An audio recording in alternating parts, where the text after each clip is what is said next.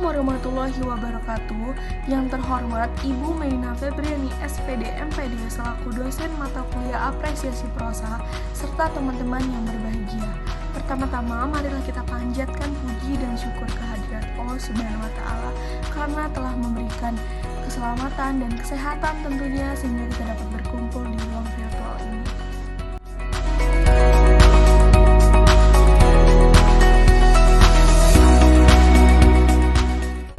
Adapun materi yang akan kami presentasikan pada hari ini yaitu tentang teori Robert Stanton. Sebelumnya, perkenalkan saya Putri Raudanovita selaku moderator dari kelompok 3 dan saya akan memimpin jalannya presentasi pada hari ini.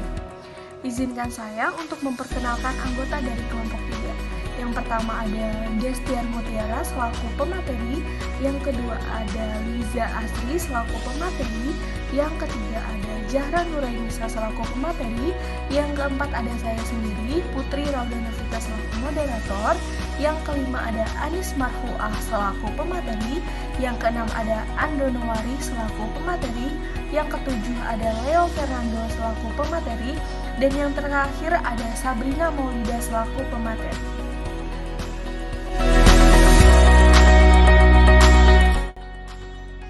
Selanjutnya adalah pengertian strukturalisme menurut Robert Stanton.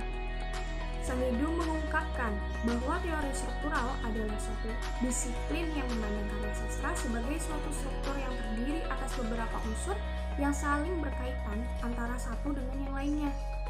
Stanton juga membagi unsur intrinsik fiksi menjadi dua bagian, yaitu fakta cerita dan sarana cerita.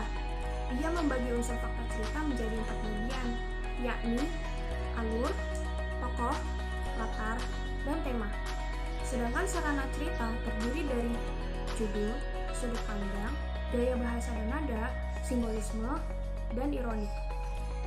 Analisis struktural memiliki tujuan untuk membongkar dan memaparkan secermat, seteliti, semendetail, dan mendalam mungkin keterkaitan dan keterjalinan semua anasir dan aspek karya sastra yang bersama-sama menghasilkan makna menyeluruh. Unsur fakta cerita. Yang pertama ada alur. Alur menurut Rohmanto dan Haryanto berpendapat bahwa alur merupakan rangkaian peristiwa yang tersusun secara kronologis dalam kaitan sebab akibat sampai akhir kisah. Yang kedua ada tokoh. Tokoh adalah individu rekaan yang mengalami peristiwa atau berlakuan di dalam berbagai peristiwa dalam cerita. Yang ketiga ada latar. Latar atau setting yang disebut juga sebagai landasan tumpu, tempat, hubungan waktu, dan lingkungan sosial tempat terjadinya peristiwa-peristiwa yang diceritakan. Tema. Tema merupakan aspek cerita yang sejajar dengan makna dalam pengalaman manusia, sesuatu yang menjadikan suatu pengalaman begitu diingat, sama seperti makna pengalaman manusia. Tema menyorot dan mengacu pada aspek-aspek kehidupan sehingga nantinya akan ada nilai-nilai tertentu yang melingkupi cerita. Tema hendaknya memenuhi beberapa kriteria. A. Selalu mempertimbangkan berbagai detail menonjol dalam sebuah cerita. B. Tidak terpengaruh oleh berbagai detail cerita yang saling berkontradiksi. C. Tidak sepenuhnya bergantung pada bukti-bukti yang tidak jelas diutarakan. D. Diujarkan secara jelas oleh cerita bersangkutan. Ya, di sini saya ingin menjelaskan sarana-sarana dalam sastra. Sarana-sarana dalam sastra diartikan sebagai metode pengarang dalam memilih dan menyusun secara detail cerita agar si pengarang ini mencapai pola-pola yang bermakna. Nah, sarana-sarana dalam sastra ini terdiri dari yang pertama ada judul. Judul selalu relevan terhadap karya yang diampunya sehingga keduanya membentuk satu kesatuan. Sebuah judul juga kerap memiliki beberapa tingkatan makna. Banyak judul fiksi yang mengandung alusi. Yang kedua ada sudut pandang atau point of view.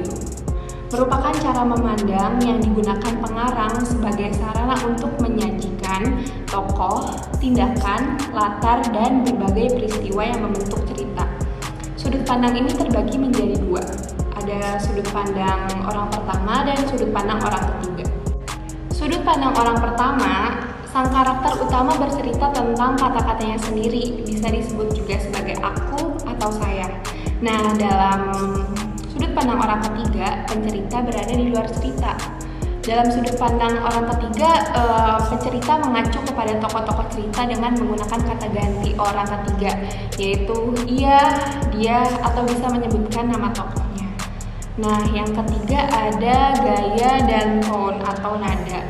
Dalam sastra, gaya adalah cara pengarang dalam menggunakan bahasa. Meski dua orang pengarang memakai alur, karakter, dan latar yang sama, hasil tulisan keduanya bisa sangat berbeda. Perbedaan tersebut secara umum terletak pada bahasa dan menyebar dalam berbagai aspek seperti kerumitan, ritme, panjang pendek kalimat, detail, humor, konkretan, dan banyaknya imaji dan metafora. Selanjutnya ada tone atau nada. Tone adalah sikap emosional pengarang yang ditampilkan dalam cerita.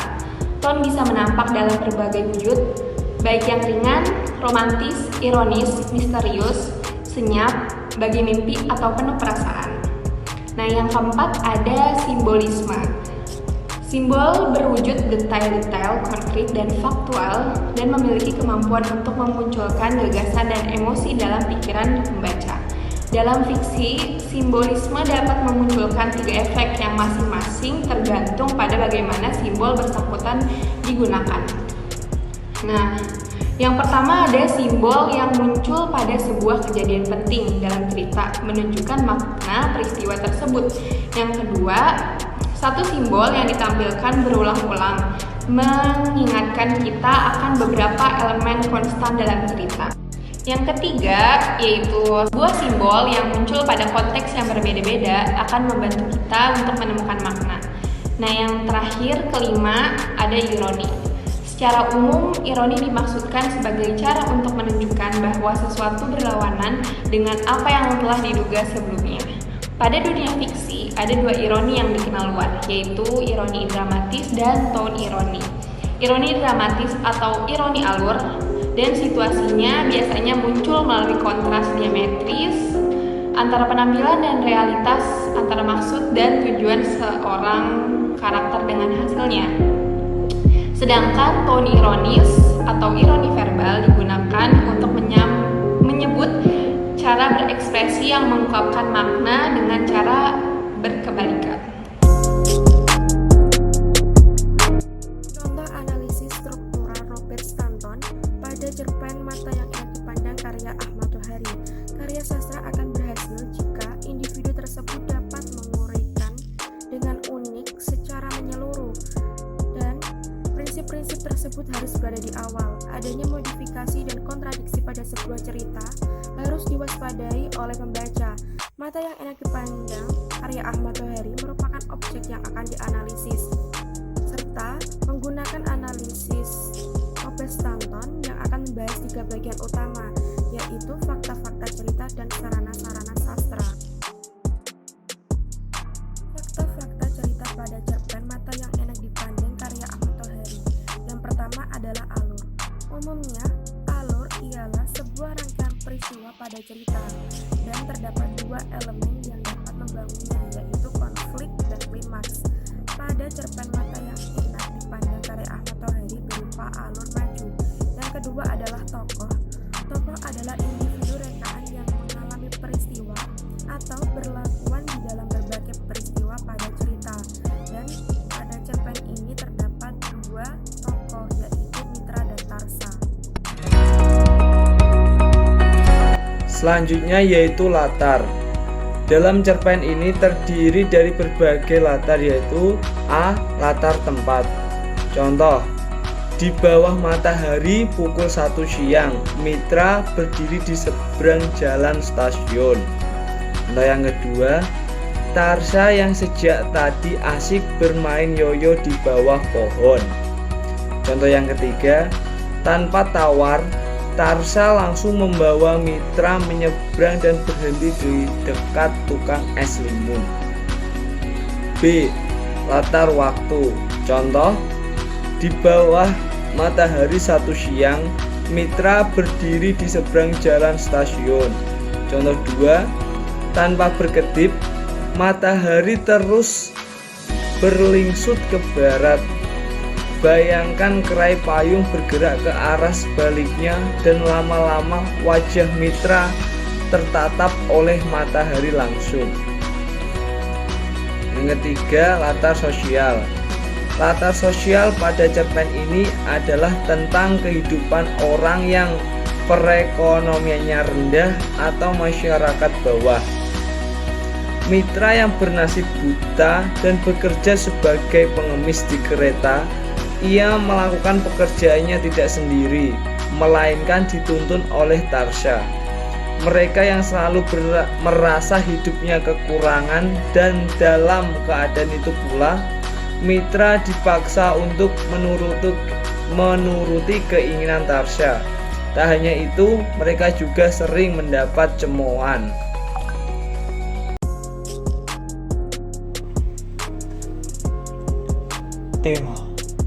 Tema dari cerpen yang berjudul Mata yang Enak Dipandang adalah penderitaan, yang di awal ceritanya menggambarkan seorang pengemis yang buta bernama Mitra yang terlilit hutang dengan Tarsha. Mereka saling menderita dikarenakan Mitra yang miskin dan buta bingung mencari uang untuk membayar, sedangkan Tarsha menunggu bayaran hutang dari Mitra. Mereka sama-sama menderita karena belum ada kepastian. Sarana-sarana cerita. Yang pertama adalah judul. Cerita dalam cerpen ini yang digunakan yaitu Mata yang Enak Dipandang. Penggunaan judulnya sangat relevan karena membahas tentang mata yang enak dipandang. Dan selanjutnya adalah sudut pandang. Sudut pandang yang digunakan dalam cerpen Mata yang Enak Dipandang karya Ahmad Tohari yaitu dengan sudut pandang orang ketiga yang serba tahu. Dan yang terakhir adalah gaya dan tone atau nada. Pengarang mempunyai gaya khusus masing-masing. Misalnya gaya Ahmad Tohari, biasanya lugas, konkret, simple, dan langsung. Selain itu, penggunaan bahasa pendek-pendek dan mudah dipahami. Tone atau nada adalah sikap emosional pengarang yang ditampilkan dalam cerita. Sikap yang ditampilkan Ahmad Tohari dalam cerpen Mata yang Enak Dipandang menggunakan tone misterius. Selanjutnya adalah simbolisme dan ironi. Simbol yang dimunculkan dalam cerpen Mata yang Enak Dipandang karya Ahmad Tohari ini adalah melalui penamaan karakter yang ada. Karakter yang bernama Mitra ini menyimbolkan judul dan keseluruhan isi cerita. Mitra dapat diartikan sebagai teman, sahabat, dan rekan kerja. Karakter Mitra dalam cerpen tersebut adalah seorang pria yang buta dan tidak dapat melihat apapun. Dia bekerja sebagai pengemis di kereta. Sebagai seorang yang buta, dia selalu membutuhkan teman. Mitra memiliki Tarsha sebagai teman kerjanya atau penuntunnya. Tidak hanya Tarsha saja yang dibutuhkan Mitra, tapi juga mata-mata orang yang enak dipandang atau mata yang dermawan yang mau berteman dengan orang buta. Berteman dalam arti memberikan uang untuk pengemis buta itu. Selanjutnya adalah ironi. Ironi dimaksudkan sebagai cara untuk menunjukkan bahwa sesuatu berjalan dengan apa yang telah diduga sebelumnya. Ironi ini dapat ditemukan dalam hampir semua cerpen. Ironi ada dua, yaitu ironi dramatis dan ironi tone. Dalam cerpen Mata yang Enak Dipandang karya Ahmad Tohari ditemukan ironi dramatis, yaitu sesuatu yang berlawanan dengan apa yang diduga sebelumnya muncul pada harapan apa yang terjadi sebenarnya.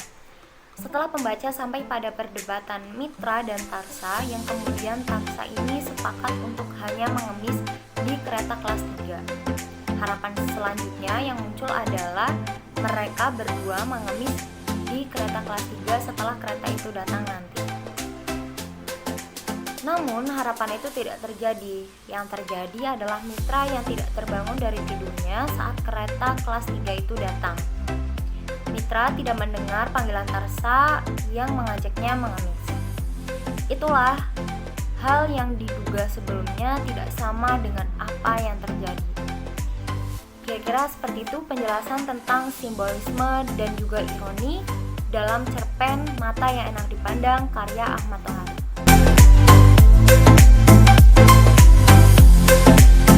Demikian tadi presentasi dari kelompok 3. Mari kita mengucapkan alhamdulillah dan saya mengucapkan terima kasih kepada teman-teman karena sudah memaparkan materi dengan sangat baik.